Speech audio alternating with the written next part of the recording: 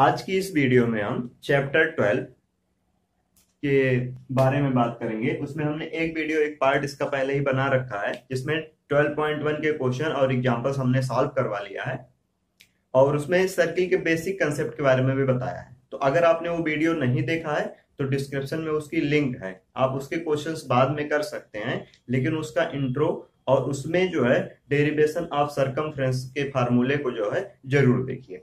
चलिए शुरू करते हैं। इस वीडियो में क्या चीजें जाननी है, तो areas of sector and segment of a circle. अगर सेक्टर की बात करें तो हिंदी में इसको त्रिज्यखंड कहते हैं, सिगमेंट को हिंदी में वृत्तखंड कहते हैं। होता क्या है, शुरू करते हैं। सर्कल में हमने इसके पहले की वीडियो में बताया था कि कैसे बनाया जाता है। यहां से इसको अगर हम ले लेते हैं तो इसको रेडियस कहते हैं, यानी यहां पर इसको हमने ओ मान लिया सेंटर को। ठीक है, अगर इस त्रिज्या को इधर की तरफ भी हम ऐसे ड्रा कर देते हैं तो यहां से हम देखेंगे कि ये जो सर्कल है दो पार्ट में डिवाइड हो चुका है, एक पार्ट इधर और एक पार्ट इधर। ये पूरा पार्ट इधर की तरफ डिवाइड हो गया और एक पार्ट इसका इधर डिवाइड हो गया है। अगर हम दूसरी तरीके से बात करते हैं तो हमने एक सर्कल ले लिया और सर्कल में इसके सरकमफ्रेंस पे यहां पर हमने 2 पॉइंट ले लिया, यानी इसकी जो बाउंड्री है इस पे हमने 2 पॉइंट ले लिया, ए और बी।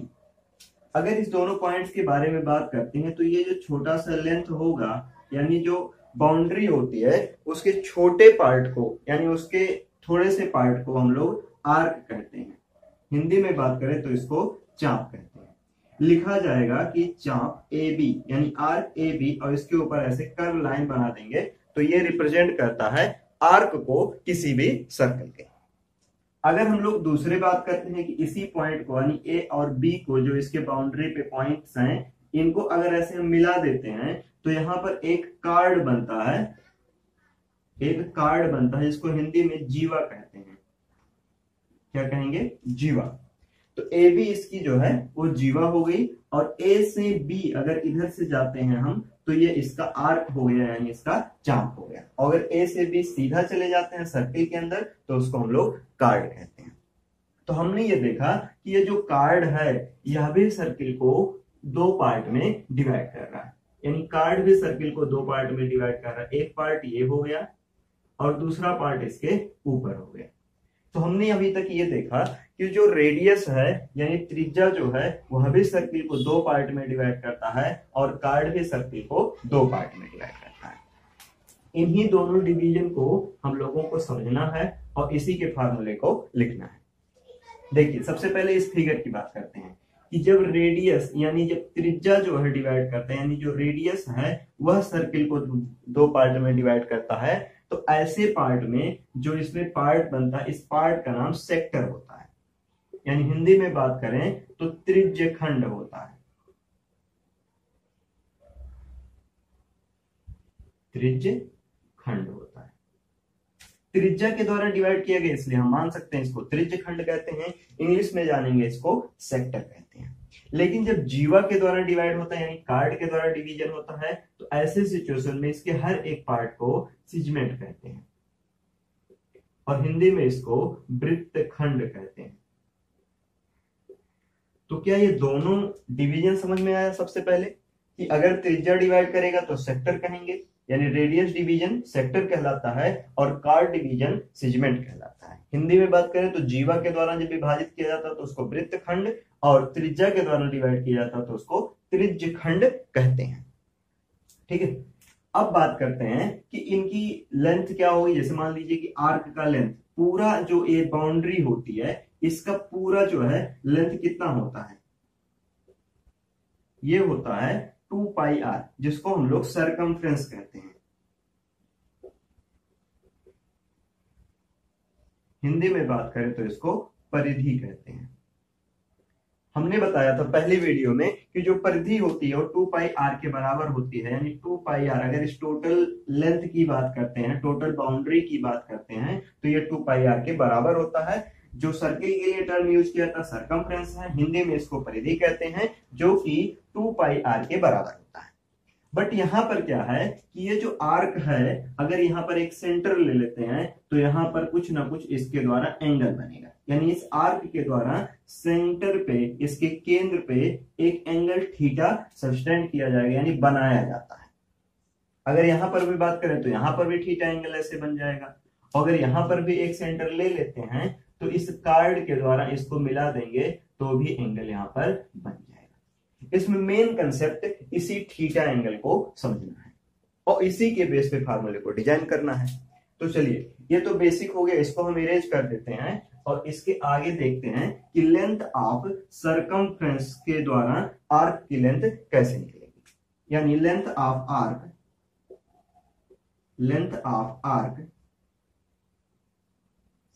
हिंदी में बात करें तो चाप, यानी चाप की लंबाई बराबर, पहले क्या होता था 2 पाई आर, यानी पूरी बाउंड्री 2 पाई आर इनटू इसके द्वारा जो एंगल सब्टेंड किया जा रहा है, यानी जो एंगल इस पे बनाया जा रहा है, इसके केंद्र पे जो एंगल बन रहा है उसको लिखेंगे थीटा और upon 360। This is the most important formula to finding the length of the arc of a circle when the arc is subtend a theta angle at the center। यानी जब एक आर्क के द्वारा थीटा एंगल किसी centre पे बनता है तो उसके लिए ये फार्मूला आपको लगाना पड़ेगा। जब भी वो पूछेगा कि लेंथ ऑफ आर्क बताइए तो आप इस फार्मूले को लगा देंगे। यहां पर एक बात और भी समझने की है कि अगर थीटा एंगल इधर से बोला गया है तो ये जो छोटा डिस्टेंस दिख रहा है इसको माइनर आर्क कहते हैं। क्या कहेंगे? माइनर आर्क कहेंगे। लेकिन इधर की तरफ भी तो लेंथ है, इधर वाले लेंथ को मेजर आर्क कहते हैं। मेजर आर्क, यानी हिंदी में बात करें तो इसको लघु चाप कहते हैं। माइनर को कहते हैं लघु और इसको कहते हैं दीर्घ चाप।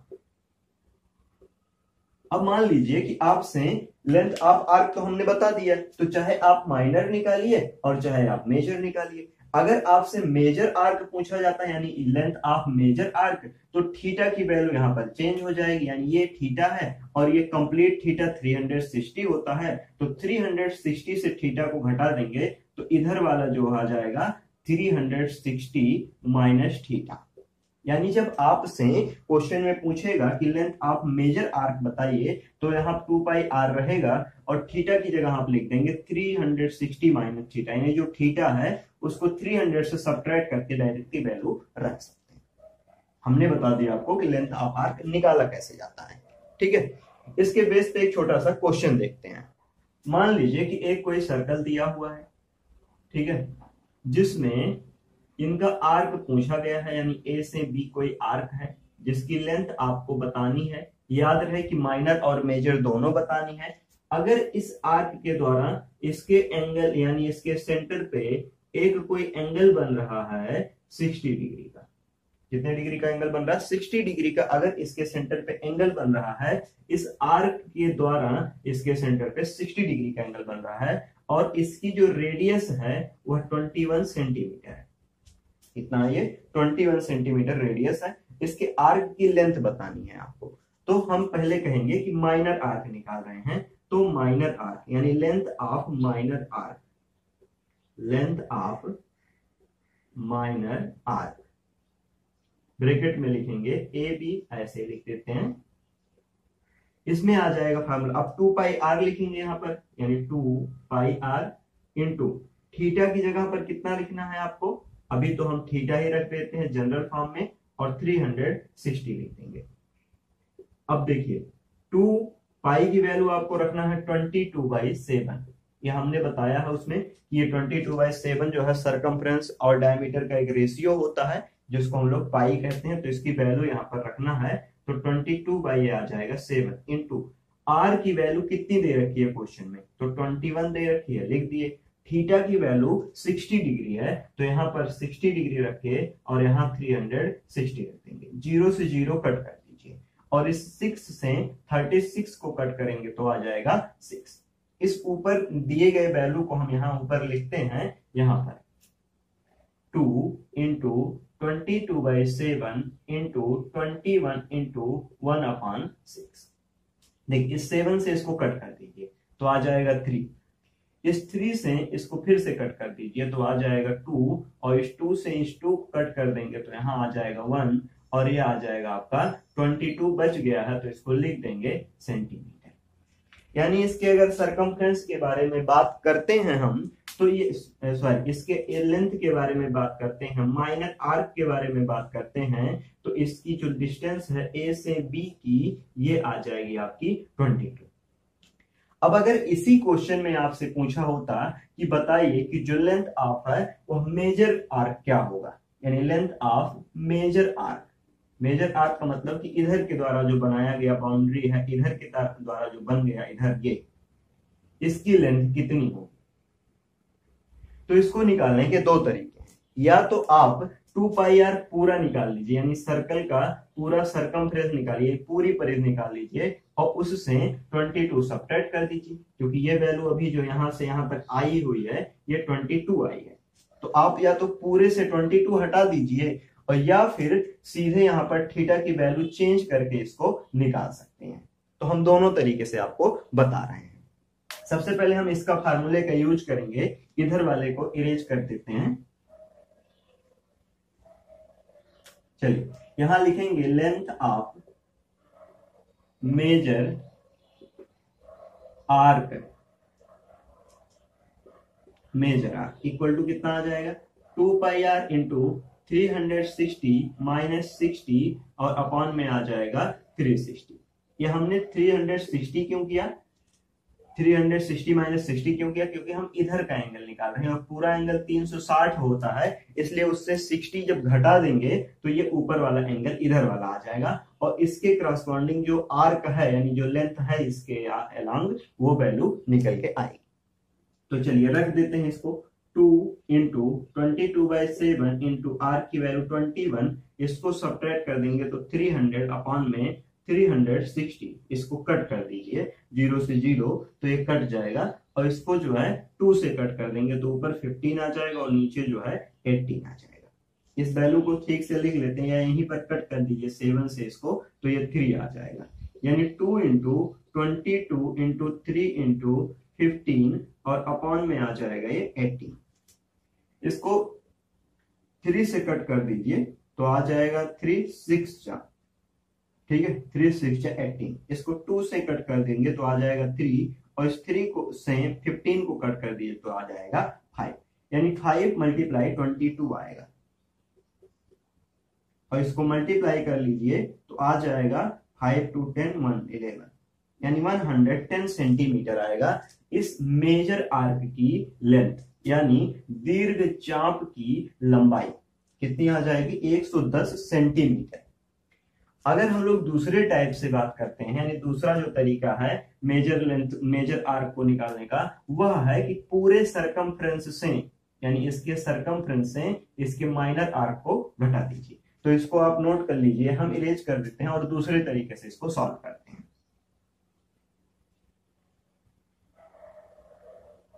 चलिए यहां पर लिखेंगे length of major arc, length of major arc equal to circumference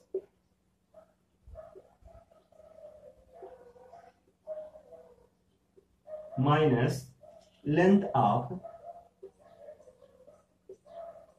minor arc, minor arc.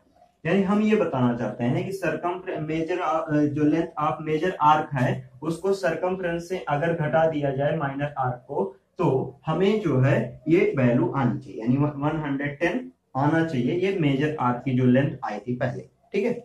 यहाँ पर सरकमफ्रेंस आ जाएगा 2 पाई आर माइनस इसका लेंथ निकालेंगे, मेजर आर्क का लेंथ निकालेंगे तो आ जाएगा 2 पाई आर। इसका थीटा कितना है, माइनर आर्क के लिए जो थीटा है वो 60 डिग्री का है, तो 60 डिग्री और अपॉन में आ जाएगा 360, ठीक है। यहां से देखिए इन दोनों को हमने कॉमन ले लिया, यानी 2 पाई आर हम कॉमन ले रहे हैं, तो यहाँ पर 1 बचेगा, यहाँ पर 2 पाई आर बाहर आ चुका है, तो यहाँ से कट कर सकते हैं आप, 0 से 0 कट कर दीजिए, 6 1 जा 6 और 6 6 जा 36, यानी 1 अपॉन में 6 आ जाएगा, ये 1/6 आ जाएगा। इस वैल्यू को आप चाहें तो यहाँ पर सबकी वैल्यू पुट करके सॉल्व कर सकते हैं, लेकिन याद रहे कि सरकमफ्रेंस से यहाँ माइनर आर्क की वैल्यू को घटाना है। माइनर आर्क में थीटा की वैल्यू 60 डिग्री है, ठीक है। इस वैल्यू को ऊपर हम लिख रहे हैं, तो 2 इंटू पाई की वैल्यू रख देते हैं, तो 22/7 इंटू रेडियस की वैल्यू 21 है, और ब्रैकेट में देखिए 6 1 जा 6, और 6 से 1 घटाएंगे तो ऊपर आ जाएगा 5 और नीचे आ जाएगा 6, ठीक है। अब देखिए यहाँ 7 से इसको कट कर दीजिए, तो 7 3 जा 21 आ जाएगा, ठीक है। इस 3 से इसको कट करेंगे तो आ जाएगा 2, और इस 2 से इसको कट कर देंगे तो 1 आ जाएगा, यानी यहाँ बचेगा 22 इंटू 5, और इसको मल्टीप्लाई करेंगे तो आ जाएगा 110 सेंटीमीटर। यानी हमने ये देखा कि अगर इस फार्मूले का यूज कर रहे हैं तब भी ये 110 सेंटीमीटर आ गया, जो कि पहले भी आया था, ठीक है। तो आप दोनों तरीके से कर सकते हैं, लेकिन बेस्ट तरीका यही होगा कि आप थीटा एंगल चेंज करके डायरेक्टली वैल्यू को निकाल लीजिए, ये आसान पड़ेगा आपको वैल्यू निकालना डायरेक्टली, ठीक है। अब हम लोग देखते हैं कि जो सेक्टर होता है या जो सेगमेंट होता है उसके बेस के क्वेश्चन कैसे बनेंगे।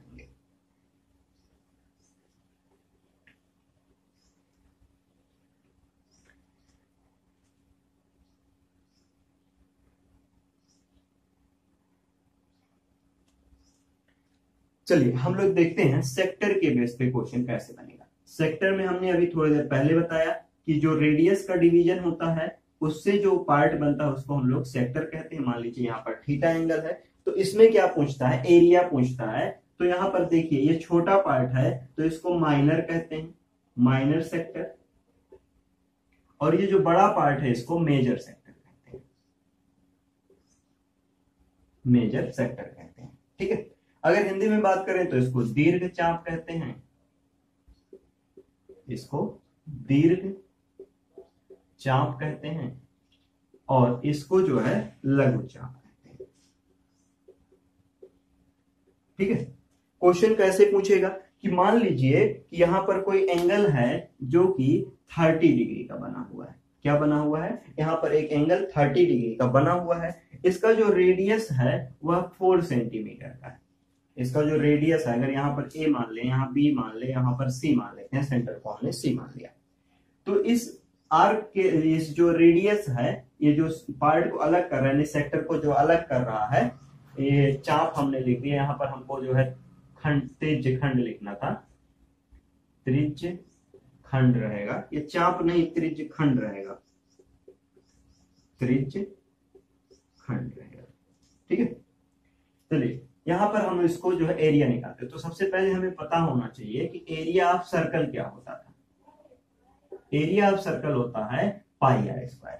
एरिया ऑफ सर्कल होता है पाई आर स्क्वायर, लेकिन हमें पूरी सर्कल का एरिया तो निकालना नहीं है। या तो हमसे वो कहेगा कि माइनर सेक्टर का एरिया बताइए, यानी इधर वाले का, या फिर कहेगा कि मेजर सेक्टर का एरिया बताइए। तो हम लिख रहे हैं area of sector equal to formula, area of sector equal to pi are square into, फिर से आप थीटा अपॉन 360 लिख दीजिए, थीटा अपॉन 360। ये इसका जनरल फार्मूला है, ये इसका जनरल फार्मूला है, यानी सेक्टर निकालने का।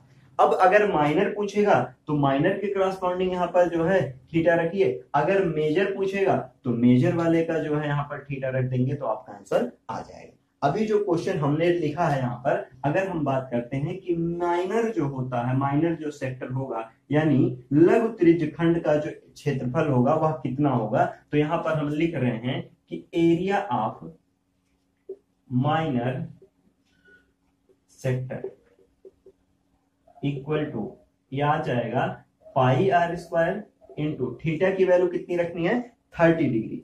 थीटा कितना रखना है, 30 डिग्री रखना है, तो यह आ जाएगा 30 डिग्री और अपॉन में आ जाएगा 360। इस चीज को इरेज कर देते हैं यहाँ पर, और इस पाई की वैल्यू रख लीजिए। तो आप पाई की वैल्यू जो है 22/7 रख सकते हैं, या जो है 3.14 रख सकते हैं। इस पार्टिकुलर क्वेश्चन में एग्जाम्पल नंबर सेकंड है जो है, इसमें हमने देख वैल्यू जो है यहाँ पर दिया हुआ पाई की वैल्यू 3.1 रखने के लिए, इसलिए हम 3.1 रख रहे हैं। आप चाहें तो 22/7 में रख सकते हैं, कोई दिक्कत उससे नहीं आएगी। आर की वैल्यू क्या हो जाएगी, 4 × 4, इसमें 0 से 0 कट कर दीजिए, 3 1 जा 3, 3 1 यहाँ पर नीचे कट करेंगे तो 1 और ये आ जाएगा 2, यानी आ जाएगा आपका 1/12। ठीक है। देखिए अभी हमने बताया कि इसमें वैल्यू पाई की वैल्यू 3.14 दिया हुआ क्वेश्चन में, इसलिए हमने रखा। आप 22/7 रख सकते हैं। रूल ये कहता है कि 22/7 आप तब रखिए जब इसके 7 से यहाँ कोई वैल्यू डिवाइड हो रही हो, यानी उसको जो है पाई की वैल्यू से कोई वैल्यू इधर कट रही हो, यानी जो हमारा कैलकुलेशन वो इजी है, तो आप 22/7 रखिए। अदरवाइज आप हर एक क्वेश्चन में 3.14 रख सकते हैं उसको सॉल्व करने के लिए। ठीक है। यहां से देखिए 4 से इसको कट कर दीजिए, 4 1 जा 4 और 4 3 जा 12 आ जाएगा। ठीक है। ये वैल्यू आ जाएगी यहाँ पर 12, ये आ जाएगा 3.14 इंटू 4 और अपॉन में आ जाएगा ये 3। अगर इसको और कैलकुलेट करेंगे तो 4 का मल्टीप्लाई कर दीजिए आप, 4 4 जा 16 और 4 1 जा 4 1 5 और 3 4 जा 12, यानी 12.56 अपॉन में 3। इसको डिवाइड कर देंगे अगर तो ये आ जाएगा 3 4 जा 12 पॉइंट, 3 1 जा 3, 3 2 जा 6, 3 2 जा 3 1 जा 3 और 2 कैरी हो जाएगा और यहाँ पर आ जाएगा 26, तो 3 8 जा 24 और ये आगे अगर इसके और जाते हैं हम 24 2 तो आ जाएगा 3 6 जा 18, यानी ये डैश डैश ऐसे चलता हुआ चला जाएगा। इसको अप्रॉक्सीमेट में लिखेंगे तो 4.6 की वजह से यहाँ और बढ़ जाएगा, यानी 4.1 सेंटीमीटर स्क्वायर हो जाएगा। 4.19 सेंटीमीटर स्क्वायर आ जाएगा इसका एरिया ऑफ माइनर सेक्टर का। ठीक है। ये तो आ गया एरिया ऑफ माइनर सेक्टर। अब एरिया ऑफ मेजर सेक्टर निकालना, उसके भी दो तरीके होंगे। या तो आप क्या कीजिए कि पूरे सर्किल का एरिया निकालिए और उस पूरे सर्किल के एरिया से इस वाले को यानी एरिया ऑफ माइनर सेक्टर घटा दीजिए, या फिर क्या कीजिए कि एरिया ऑफ मेजर सेक्टर लिखिए और यहाँ पर थीटा की वैल्यू चेंज कर दीजिए, यानी 30 सब्ट्रैक्ट कर दीजिए 360 से और उसको कर लीजिए। तो हम अभी इससे कर रहे हैं, यानी फार्मूले से डायरेक्टली कर रहे हैं एरिया ऑफ मेजर सेक्टर। इसको हम इरेज कर देते हैं।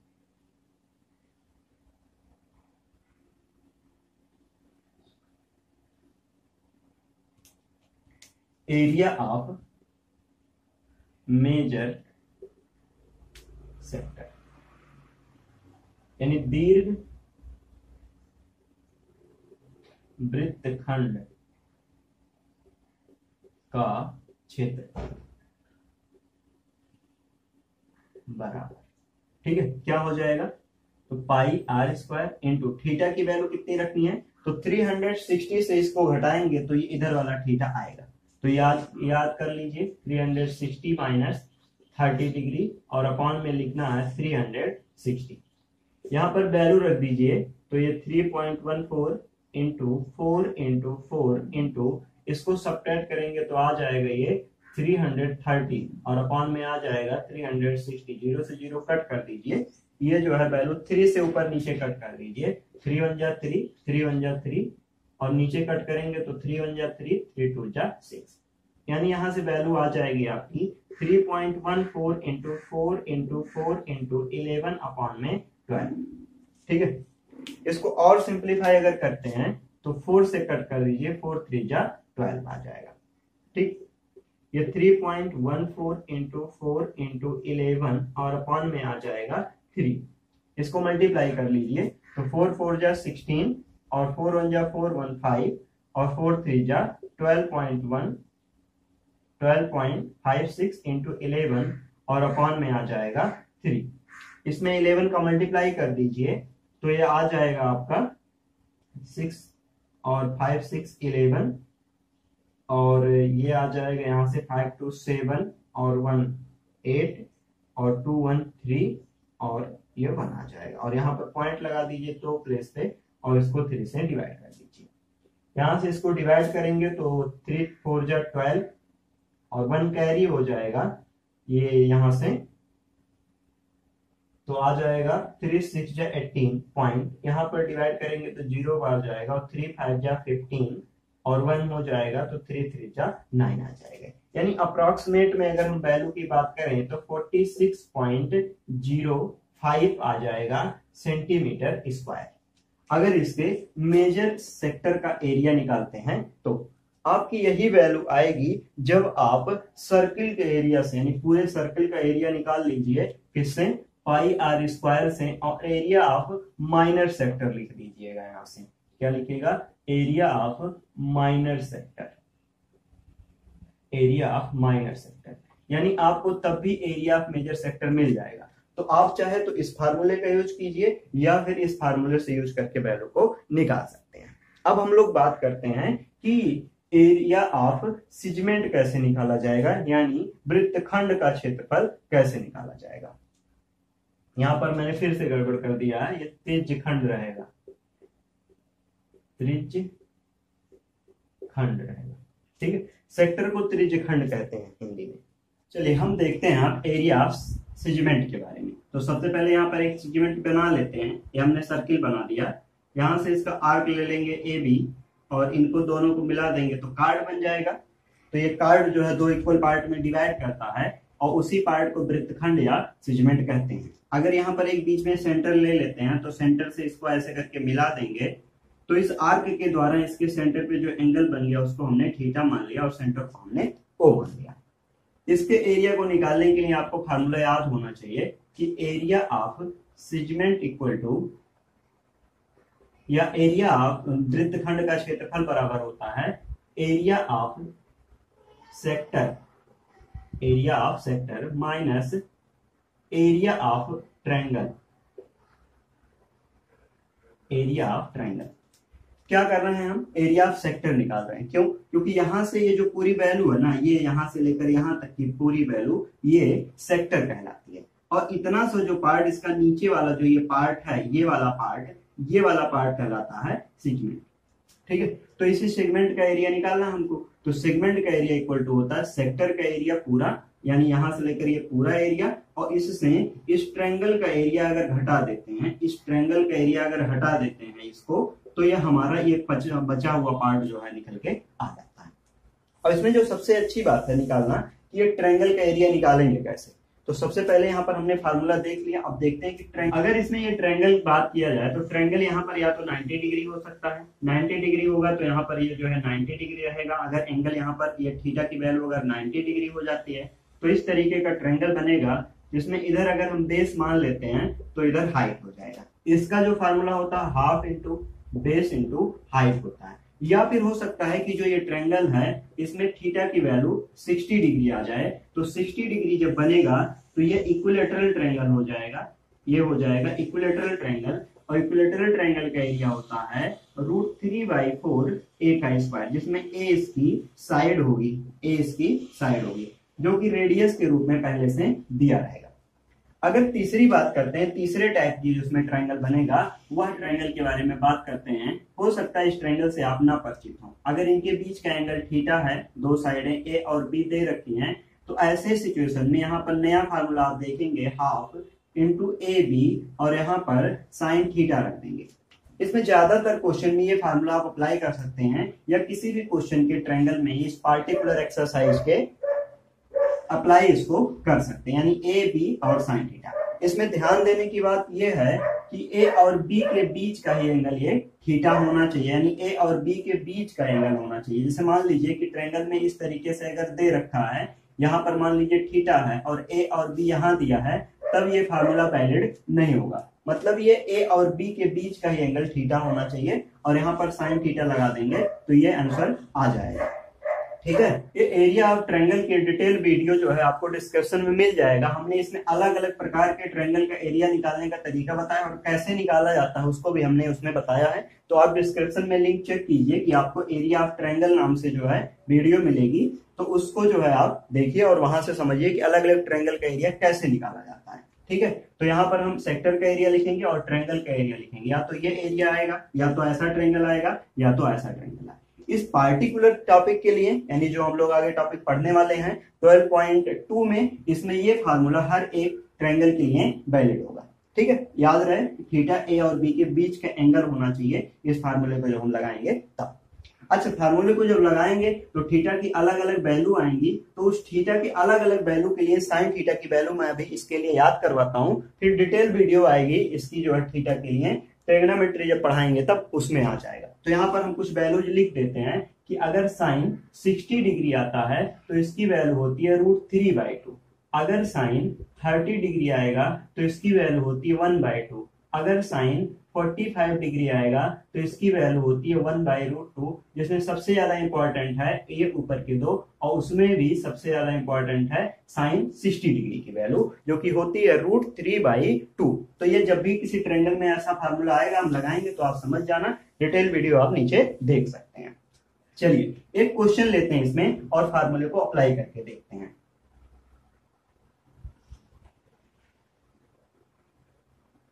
मान लीजिए कि एक सर्कल दिया गया है, एग्जांपल नंबर ये 3 है, यहाँ पर आपको दिख रहा होगा ऊपर एक सर्कल दिया गया है, और यहाँ पर इन्होंने नीचे इसमें जो है इस सेगमेंट के बारे में बात किया है, इसका ये सेगमेंट पूछा हुआ है, और यहाँ पर एंगल इन्होंने 120 डिग्री दे रखा है, और इसका रेडियस 21 सेंटीमीटर दे रखा है। मान ले रहा हूं ए है, ये बी है, ये ओ है। तो according to rule area of segment निकालना है, तो एरिया ऑफ सेगमेंट का फार्मूला हो जाएगा एरिया ऑफ सेक्टर, यानी ये पूरे सेक्टर का एरिया। तो पहले एरिया अलग में निकाल लेता हूं, area of sector equal to ये आ जाएगा आपका πr² इंटू थीटा अपान में होता था 360। अभी हमने पीछे इसके बताया कि एरिया ऑफ सेक्टर निकालते कैसे हैं। ठीक है, वैल्यू रख दीजिए, पाई की वैल्यू 22/7, आर की वैल्यू 21, यानी रेडियस दे रखा 21, और दूसरा जो है इसमें 21 फिर से मल्टीप्लाई करेंगे, थीटा की वैल्यू 120 रखना है, और अपान में आ जाएगा 360 डिग्री लगा दीजिए, 0 से 0 कट कर दीजिए, 12 से 36 को कट करेंगे तो 3 आ जाएगा, 7 से 21 को कट कर दीजिए 3 आ जाएगा, 3 से 3 को कट कर दीजिए, ये आ जाएगा 22 इंटू 21 का मल्टीप्लाई इसमें कर दीजिए तो 462 आ जाएगी, 21 दूना 42 के दो, 21 दूना 42 दो 46 सेंटीमीटर स्क्वायर। ये आया आपका area of sector. Area of sector आ गया। अब क्या निकालना आपको, एरिया ऑफ ट्रायंगल निकालना है। एरिया ऑफ ट्रायंगल मैं यहां पर निकाल रहा हूं, इसको मैं ऊपर इरेज कर देता हूं। Area of triangle, area of triangle, कौन सा ट्रायंगल, यहाँ ट्रायंगल का आप नाम भी लिख सकते हैं, area of triangle AOB equal to half into AB, और इंटू में लिखना है साइन थीटा। ए की वैल्यू कितनी होगी, ए और बी, यानी ए इधर रहता था, बी इधर रहता था, ए आ जाएगा 21 और बी भी 21 होगा, क्योंकि रेडियस है तो दोनों साइड में बराबर रहेगा। ठीक है, तो ए भी 21 रख देंगे, और इनको साइन की वैल्यू लिखनी है तो साइन 120 रखेंगे। ठीक है, आप सोचोगे कि 60 डिग्री में तो आया नहीं, तो इसके लिए आगे फार्मूला पढ़ाया जाएगा, मैं यहाँ पर बता देता हूं आपको। साइन 180, यानी हम यहाँ पर लिखेंगे 120, इसको हम लिख सकते हैं साइन 180 माइनस 60 डिग्री। ट्रिग्नोमेट्री जब पढ़ाएंगे तो उसमें डिटेल वीडियो में पता चलेगा कि कैसे आता है। अभी आप याद रखिए कि साइन 120 को लिख सकते हैं साइन 180 माइनस 60 डिग्री, और यह आ जाएगा साइन 60 डिग्री, यानी 120 की जगह पर हम डायरेक्टली यहाँ पर साइन 60 डिग्री रख सकते हैं। इधर की तरफ भी वैल्यू को उतार लेंगे, 21 इंटू 21 आ जाएगा। ठीक है, ये फार्मूला, इसका जो जनरल फार्मूला है इसको थोड़ा सा मैं इरेज कर देता हूँ यहाँ पर, और यहाँ लिखते हैं 1/2, ये मल्टीप्लाई कर दीजिए तो आ जाएगा कितना, 441, यानी 21 441 होता है, इंटू इसकी वैल्यू कितनी आ जाएगी, √3/2। ठीक है, इस 2 का इसमें मल्टीप्लाई कर देंगे तो आ जाएगा √3/4, 441 सेंटीमीटर स्क्वायर, यानी ये आ गया √3/4, 441 सेंटीमीटर स्क्वायर। ये क्या आया है, ये आया हुआ है area of triangle. Area of triangle के लिए हमने ये फार्मूला अप्लाई किया है। अलग अलग तरीके से बुक में दिया गया है, तो आप वहां से भी देख सकते हैं अलग तरीके से कैसे किया जाता है। जनरल फार्मूले में मैं इसकी वैल्यू रख देता हूँ, यानी जो अभी हमने निकाला था एरिया ऑफ ट्रायंगल निकाल लिया, एरिया ऑफ सेक्टर निकाल लिया। अब बात क्या की जाती है कि एरिया ऑफ सेगमेंट होता क्या था, तो अभी हमने बताया कि area of segment equal to होता है, area of segment equal to होता है area of sector minus area of triangle. ठीक है, एरिया ऑफ ट्रायंगल, तो इस ट्रायंगल का एरिया यानी सेक्टर का एरिया कितना था, तो 462 था और इससे माइनस कर देना है इसको, तो ये लिख देंगे 414√3/4 और यही जो है आंसर दिया हुआ है सेंटीमीटर स्क्वायर में।